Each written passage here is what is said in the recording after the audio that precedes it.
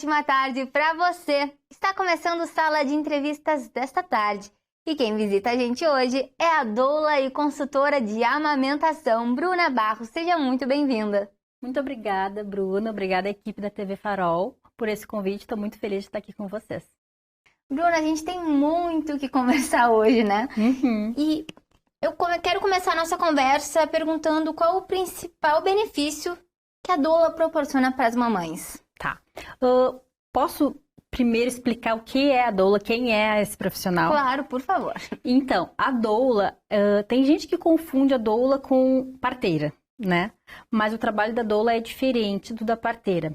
Hoje em dia as parteiras, né, que a gente vê mais normalmente, assim, são enfermeiras obstétricas. Claro que ainda existem as parteiras da tradição, que são aquelas que, né, que foram adquirindo seus conhecimentos de mãe para filha e foi passando. Hoje em dia é diferente. Mas a doula não atua nesse sentido. A doula não faz nenhum tipo de exame, né, não faz exame de toque, não ausculta o coração do bebê, não afere pressão, nada disso é o trabalho da doula. Esse é o trabalho dos profissionais da saúde, como da enfermagem, da medicina, as técnicas de enfermagem. A doula tem uma importância durante o pré-natal, que seria um apoio informacional para essa mulher, para essa família que está esperando seu bebê, no sentido de tranquilizar essa família, principalmente essa gestante e quem for ser o acompanhante de parto dessa mulher. Tranquilizar eles, empoderar, né, ajudar a eles se empoderarem do processo, né, entender o que se passa na gestação, o que vai se passar no trabalho de parto, como que acontece, o que ela vai sentir, né, desvincular um pouquinho o medo de sofrimento, porque é algo que, né, existe uma confusão, passar todas as informações sobre o que pode acontecer no parto, o que a equipe médica pode querer fazer com ela, o que ela pode aceitar, o que ela pode negar, né? Para ela se apropriar desse processo mesmo, né? Então, durante a gestação é muito isso, um apoio informacional e emocional, né? Porque às vezes a gente sabe que a gestante fica meio frágil nesse momento e às vezes não tem alguém que consiga trazer um conforto para essa mulher, assim, porque a gente ouve muitas histórias horrorosas de parto, né? Algumas traumatizantes, né? Muitas traumatizantes, e aí às vezes tem uma enxurrada de histórias ruins para essa mulher, né? Para essa família, e acaba fragilizando ainda mais essa mulher. Então a doula, ela vai entrar aí como um suporte emocional, né? Para poder explicar para essa mulher, para essa família, que não é bem assim, né? Que existem sim histórias ruins, mas existem histórias lindas e que ela está construindo o processo dela, ela está construindo o parto dela. Então o parto é uma construção, né? Não é só aquele momento. A gente vai se preparar para aquele momento, tá? Para poder também escolher, né? O que a gente vai querer. Porque tem gente que diz, eu escolhi a cesárea, né? Mas muitas vezes essa escolha não é uma escolha consciente, porque é uma escolha baseada em informações que não estão tão certas, né? Então a doula ajuda nessa decisão para que isso se torne mais condizente com o que aquela mulher realmente deseja. Bruna, antes de falar dos benefícios, a gente pode falar desse preparamento, né, para o parto. Como é que funciona? Tá, eu falei agora sobre a importância da doula no pré-parto, né? Antes do parto. Isso. Então, nesse momento, a doula vai fazer atendimentos, né? Com essa família, com essa mulher, com seu acompanhante, né? Que pode ser o companheiro dessa mulher, pode ser outra pessoa, né? Não necessariamente o companheiro, tá? Passando várias informações. Então, eu faço alguns encontros, né, com vários temas específicos que eu julgo importantes, mas sempre também com a demanda que aquela família tem, né? Então eu coloco alguns assuntos que eu sei que vão ser importantes para essa mulher e ela sempre vai trazer alguma questão dela, assim, algum medo que ela tenha. Eu tenho medo de que passe da hora. Eu tenho medo de não ter dilatação porque a minha mãe disse que não teve dilatação. Então a gente vai desconstruindo alguns mitos, né, sobre o parto. Eu passo muito material de estudo, livros, filmes, artigos, sites, várias coisas para essa mulher poder estudar com fontes confiáveis, né? Porque informação a gente tem milhares por aí, né? Tu bota no Google lá, parto, e aí vai aparecer muitas coisas, e muitas coisas não são legais. Não são com uma informação atualizada, ou então tem algumas coisas erradas. Então, a gente tem que saber a fonte boa para a gente estudar. Então, eu passo, né, para essa mulher, para essa família, ao longo da gestação, todas essas informações. E tá? existe uma indicação de quantas semanas procurar? Não existe, né? Tem mulheres que preferem desde o início, outras mais pro fim. Sim, eu já tive gestantes que me procurou com 6 semanas de gestação e a gente já começou a conversar desde ali. E já tive mulheres que me procuraram com 38, 39 semanas de gestação. Então, assim, enquanto o bebê ainda não nasceu, sempre dá tempo, né? Claro que quanto antes, mais tempo a gente vai ter para estudar várias coisas, para se conhecer melhor, porque a doula é importante que haja uma empatia entre a doula e a gestante, né? Uma confiança. Mas eu consegui isso, com as gestantes que eu acompanhei com 38, 39 semanas, eu consegui isso também, né? Mas quando a gente tem mais tempo, fica mais fácil, né? Mas então, já com 6 semanas, com 15 semanas, com 20 semanas. Então, não tem uma época certa. Claro que se for muito pro final, a gente vai ter que correr um pouquinho, né? E às vezes fica meio atropelado, assim, mas... E muita informação junto também, né? Muita informação. É bom que as informações vão vindo aos pouquinhos, para digerindo, para não ser correria, né? Até porque tem bastante livro legal também para ler, né? E se for lá no finalzinho, não tem tempo de ler tudo, fica muita coisa, né? Então, quando me procuram muito lá no finalzinho, eu acabo que foco só em informações mais essenciais, assim, sabe?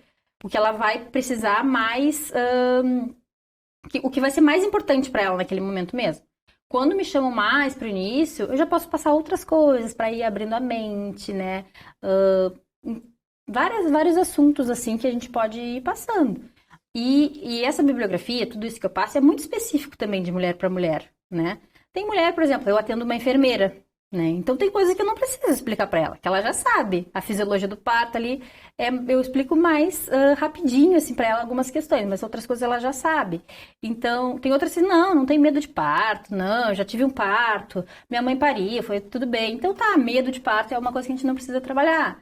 Então, cada mulher é diferente, né? E a gente vai fazendo essa conexão, e a gente vai conversando, vai se entendendo, vai criando um vínculo, e aí eu vou passando essas informações de acordo com a necessidade, né? Não sei se eu respondi. Respondeu sim. Tá. E essas gestantes, quais as dúvidas mais frequentes que elas te apresentam? As dúvidas mais frequentes, medos, né? Porque assim, minha mãe não conseguiu parir porque não teve dilatação, não sei se eu vou conseguir.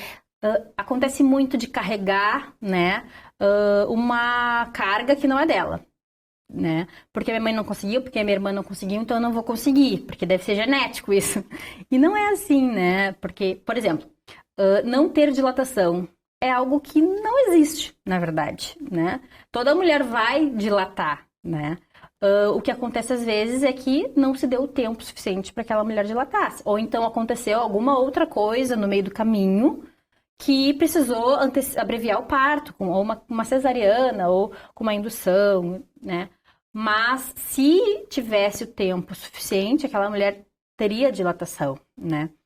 Outras coisas, cordão enrolado no pescoço, né? Vários mitos que surgem assim.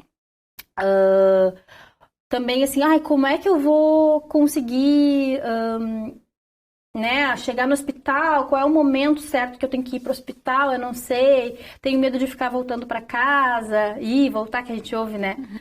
Isso também é uma coisa que a gente conversa, que eu explico todo o processo do parto, como é que vai acontecer, qual é o momento certo de ir para o hospital. Porque as pessoas acham que assim, senti uma contração, tem que ir para o hospital para ver como é que tá. Então a bolsa rompeu, tem que ir para o hospital. E não é bem assim.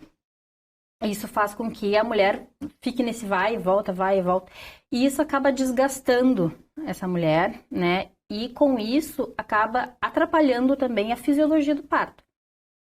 Porque o parto, ele é um processo que depende muito dos hormônios, né? E quando a gente... É que nem assim, pensa numa coelhinha lá na floresta parindo, tá? Ela tá lá no processo de trabalho de parto e tal, e ela ouve o barulho da raposa, né? Ouviu o barulho da raposa, aquela adrenalina vai a mil, ela trava tudo. E aí ela vai ficar um tempo ali travada até ela se sentir segura de novo, tá? Com a mulher acontece isso também. Claro que não tem a raposa. Mas o que é a raposa? É essa ida para o hospital, esse estresse que acontece de ter que ir, de ter que responder um monte de pergunta várias vezes. Isso acaba travando o trabalho de parto. Então é muito importante que essa mulher ela saiba, né, entenda o que está acontecendo com o seu corpo, né? Entenda qual é o momento certo de ir para o hospital, tá? Para que tudo flua melhor, para que a gente não tenha essa adrenalina demais, assim, na hora do parto, para que seja mais tranquilo, para que os hormônios, né, ocitocina e endorfina, que são os hormônios que a gente quer muito no parto, consigam funcionar melhor, tá? Por exemplo, romper a bolsa, né? Rompeu a bolsa, tem que correr para o hospital. Não, a mulher pode ficar muitas horas com a bolsa rompida. É claro que se a bolsa tiver com o líquido escuro, né, o líquido estiver escuro, né, aí precisa ir para o hospital para auscultar o bebê para ver se está tudo bem, né? Não significa que esteja com algum problema, né? O líquido está escuro quando tem o mecônio, né, que é o cocôzinho do bebê. E esse bebê ele pode fazer o cocô dentro da barriga apenas por uma maturidade fetal, né? Já está madura, assim como faria fora, fez dentro, tá? Mas também pode indicar algum sofrimento fetal. Então, por isso que é importante ir avaliar, né? Mas se o líquido tá claro, não tem essa indicação, né? Então, a gente ainda tem algumas horas que pode ficar em casa, aguardando o trabalho de parto evoluir, para então ir para o hospital, né? A gente deveria procurar um hospital quando a gente já está em trabalho de parto ativo, que seriam mais ou menos 3 contrações em cada 10 minutos, tá? Então, não é pela intensidade da dor também. Porque às vezes a mulher tá, sei lá, tem uma contração a cada 10 minutos, mas tá doendo muito pra ela naquele momento, e ela quer ir pro hospital por causa disso, porque tá doendo, né? Mas aí ela vai chegar no hospital, ainda não vai ter muita dilatação, vai ter que ficar mais tempo lá, e não vai ter nada que se possa fazer, assim, pra aliviar aquela dor ou pra acelerar o parto, né? É o processo. Então, ela sabendo, né, o melhor momento de ir pro hospital, vai ajudar muito, assim, ao processo, ao trabalho de parto evoluir melhor, ela se tranquilizar, ela ir para o hospital no momento correto e, assim, evitar muitas intervenções que podem acontecer, de tu estar muito tempo no hospital, né? O que mais que tu me perguntou? As dúvidas, né? A gente segue no próximo bloco, então, tá com essas informações. Até logo!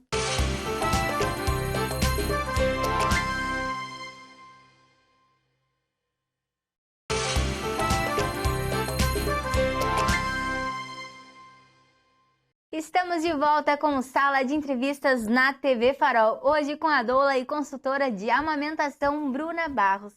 Bruna, a gente já falou da trajetória da doula na vida da gestante, né? E uma parte, agora, a final e a principal, né? O parto, como é que é? Então, o parto, né, como a gente havia falado, ele começa antes do parto, na verdade, a gente constrói. Por isso que quando tu diz assim, a principal, será que é? Né? Mas é o desfecho, né? Então, para aquela mulher é mais o momento tão esperado. Mas o preparo dela e o que ela vai vivenciar naquele dia também vai ser fruto do que aconteceu muito antes, né? Mas então, qual é o papel da doula no momento do parto, tá? Hoje em dia, aqui em Rio Grande, né? Sei que vocês estão passando esse programa em outros municípios também, mas em Rio Grande, onde eu, né, atuo em Rio Grande e Pelotas também, né? Agora as doulas estão podendo entrar nos hospitais, tá? Principalmente no HU, né? E é novo isso, né? É novo, desde setembro do ano passado que a gente está podendo entrar. Então o nosso trabalho ficou mais completo, tá? Então o que a doula faz no parto? Ela vai cuidar da ambientação daquele local, tá? Tudo, na verdade, é prezando pelo bem-estar da mulher, né? Porque quando a mulher se sente bem, confortável, aconchegada, confiante, segura, a gente não vai precisar fazer muita coisa. Então, o principal é isso, é proporcionar a ela isso, né? Então, para isso, a gente vai cuidar de todo o ambiente. Por exemplo, essa luz aqui do estúdio, super clara, é algo que atrapalha um parto. Um parto precisa acontecer mais na penumbra, por causa das questões dos hormônios, né? Que são também influenciados pela luz, tá? A temperatura do ambiente é importante também. Auxiliar essa mulher na respiração, porque às vezes, né, tá com dor ali, e aí não respira direito, e isso bagunça tudo, né? Ela fica mais nervosa, sente mais dor, então ajuda essa mulher A relaxar. Respira, eu olho pra elas assim e digo, respira comigo, tá tudo bem. E às vezes elas dizem, não consigo respirar, socorro, não consigo. Eu disse, respira, tu consegue sim, vamos lá. Então, ajudar essa mulher a se tranquilizar, sabe? Pega na mão dela, respira com ela, calma, né? E isso vai trazer ela de volta, eu digo assim, né? A gente tem que ficar o parto inteiro trazendo essa mulher de volta, porque ela vai lá, se desespera, uma loucura, e aí, vamos lá, traz de volta, vamos lá, tá indo bem. Vamos lá que tu consegue, olha tudo que tu já conseguiu, respira. É um incentivo e um encorajamento, né? Exatamente. A doula faz isso, o acompanhante também. Por isso que o acompanhante precisa ser muito bem informado. Então, tudo que a doula vai passar na gestação, não é só para gestante. O acompanhante é essencial, é muito importante. Um acompanhante desinformado ali, às vezes atrapalha mais do que ajuda, né?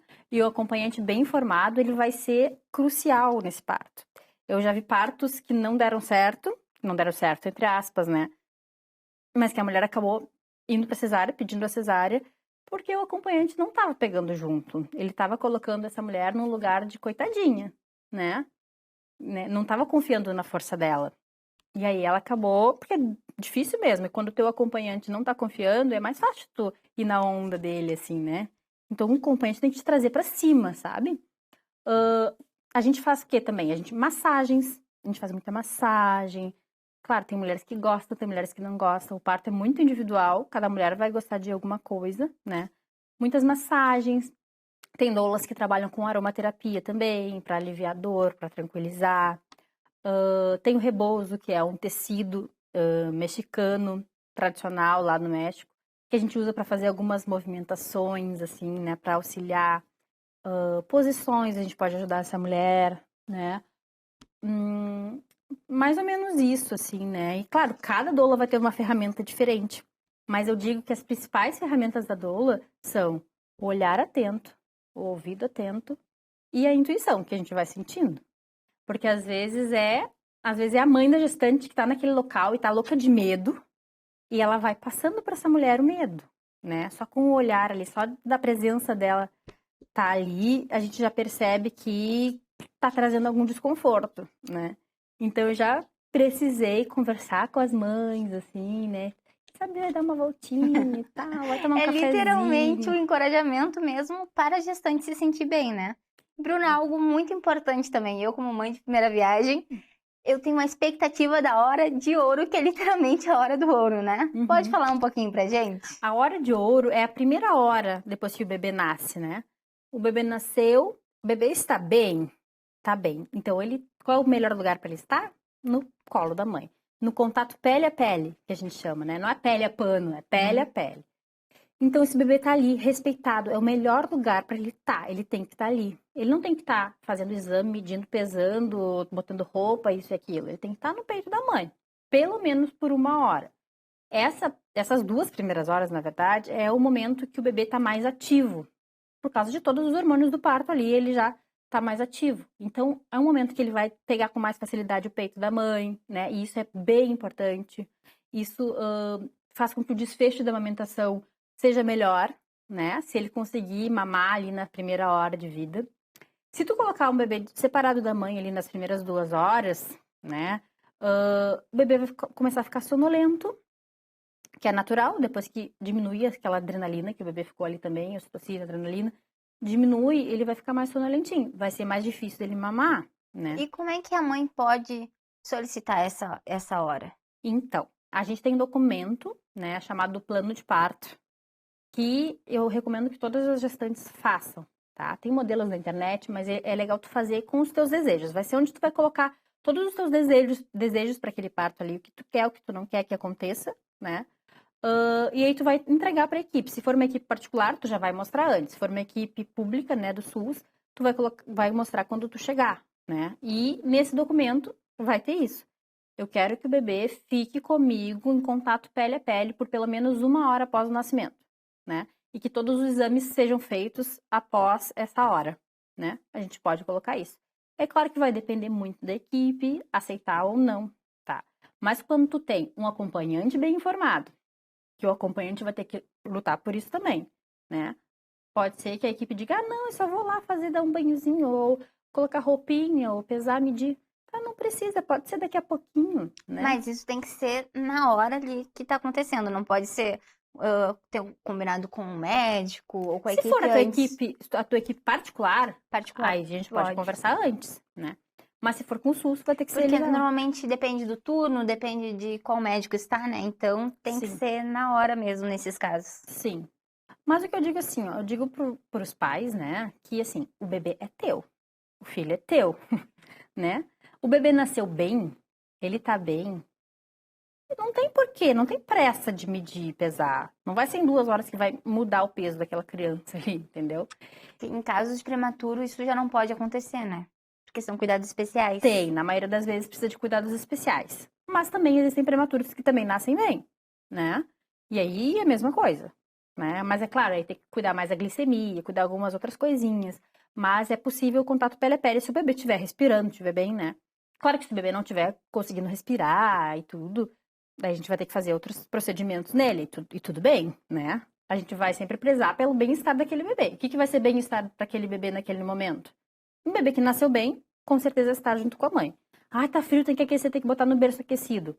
Que é uma coisa melhor que o peito da mãe quentinho. E se precisar, bota um monte de coberta por cima, né? Mas o bebê ali no peito da mãe. É o melhor lugar para ele estar. Tem que ser planejado antes com uma lista, né? É isso? Sim, o plano de parto tem vários tópicos que a gente vai colocando ali.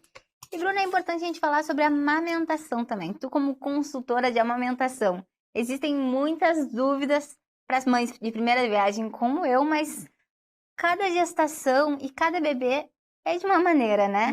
Quais são as principais dúvidas das mães? Pois então, às vezes a mulher tá se preparando muito pro parto ali, né? Tá focada no parto, e acha que a amamentação vai ser fluida, vai ser tranquila porque é instintivo, né? Muitas mulheres acham isso. É instintivo, é só botar no peito e sair mamando. Mas não é bem assim que acontece. A amamentação pode ser bem difícil, né? Principalmente por causa de falta de informação, né? Então a gente precisa se preparar para amamentar. E como é que a gente se prepara para amamentar? O que tem que fazer? Passar bucha no peito, passar óleo no peito, pegar sol, isso e aquilo? Não, nada disso. Isso é o que os antigos mais falam, né? São as dicas dos antigos. Mas não, o peito, não deixa quieto o peito. Não faz nada, não precisa mexer no peito. Os próprios hormônios da mulher, né, da gestação, vão preparar o mamilo daquela mulher ali para poder amamentar. A gente percebe na gestação que muda, né? E isso é o preparo que vai acontecendo no teu corpo. Então, não tem que passar nada, pegar sol, não precisa fazer nada disso, tá? O preparo é aqui, né? E na tua rede de apoio. Porque muitas vezes a tua rede de apoio vai minar um pouco a tua amamentação. Às vezes, com certeza, na maioria das vezes, é pensando no bem, né? A intenção é boa. Só que existe falta de informação, né? Informações equivocadas daquela família, às vezes, ali. Ah, porque teu leite é fraco, por isso que ele tá chorando, tá com fome, né? Esses são os maiores desafios, assim, né? E aí a mãe acaba dando uma mamadeira, e aí deu a mamadeira, e aí o bico da mamadeira é diferente do bico do seio. E aí na hora do bebê pegar o bico do seio, já tem confusão ali de pega. E aí tem uma cascata de problemas que acabam acontecendo, né? Tem a questão de, a pega do bebê no peito, né? Porque tem a pega correta. E aí ficam focando muito na pega. Mas existem inúmeras outras coisas além da pega. Existe o posicionamento da mãe, existe o bem-estar daquela mãe, existe todo o contexto, né, da família, estrutural da família. Não adianta tu ajustar a pega ali, tá tudo bonitinho, sentadinho, tá certinha a pega. Quando tu sair, tem uma avó tá dizendo que o leite tá fraco, tem uma tia que quer dar chupeta, né? Tem alguém que diz, não, é só de 3 em 3 horas. Então tem tudo isso, assim, né? Então é importante para a amamentação, não é só a mulher que precisa se informar. É toda aquela rede de apoio que vai estar com ela naquele momento, tá? Então, uma dica que eu dou é assim, ó, pra mãe, pra avó dessa mulher que tá com um bebezinho, tem alguma coisa que tu acha que não tá legal? Chama uma boa consultora de amamentação para ajudar essa mulher, né? Porque às vezes o que tu sabia, o que aconteceu contigo, pode ser que não vá funcionar para essa mulher. E já não é mais suficiente também, né? Sim, né? E existem muitos métodos também que ajudam essa mulher depois que aconteceu a pega, já da parte da amamentação mesmo. É as rosquinhas de amamentação, são as máquinas, né, que existem para tirar o leite, para seguir com fluxo. E tem tanto as manuais quanto as que são digitais, né? Sim. Qual é a tua indicação em relação a isso? Assim, para a mulher que vai ficar o tempo todo disponível para o bebê ali, eu não recomendo máquina nenhuma, tá? Porque a não ser que haja uma baixa produção de leite, que existe, mas é raro, tá? Então, assim, será que eu tenho pouco leite? Muito provavelmente não. Muito provavelmente não haja pouco leite. Às vezes uma pega errada do bebê, o bebê não está extraindo direito, algo assim pode estar acontecendo. Na maioria das vezes não é baixa produção, tá? Existe baixa produção e no caso de baixa produção pode ser interessante uma máquina extratora elétrica, né? Uma máquina elétrica para estimular mais. Ou então no caso de mulheres que vão voltar a trabalhar, por exemplo, vão deixar o bebê com a avó, com alguém para ofertar o leite, quer deixar seu próprio leite, aí a máquina é bem legal, bem interessante. Mas caso contrário, não. Eu nunca recomendo, né, máquina, por causa que tu não vai ajudar a regular a produção de leite, tá? Porque, né, às vezes o peito enche muito lá, né, depois que acontece a apojadura, que é a descida do leite, o peito fica cheião, duro, vou botar a máquina aqui para tirar bastante, para me aliviar. É o que a gente ouve. Mas isso prejudica, porque o leite vai sendo produzido conforme vai sendo retirado, né, pelo bebê ou pela máquina. Então, quanto mais tu tirar o leite, mais vai produzir leite. Então, se tu vai tirar muito, muito, muito para aliviar, tu vai estar produzindo muito, muito, muito. E aí nunca vai regular, né? Então, a gente recomenda a ordenha manual, a ordenha de alívio, tá? Que a gente fala, o peito tá muito cheio, o bebê não tá dando conta. Faz uma massagem, né? Eu ensino a massagem todinha. Faz uma massagem todo o peito e faz uma ordenha manual de alívio.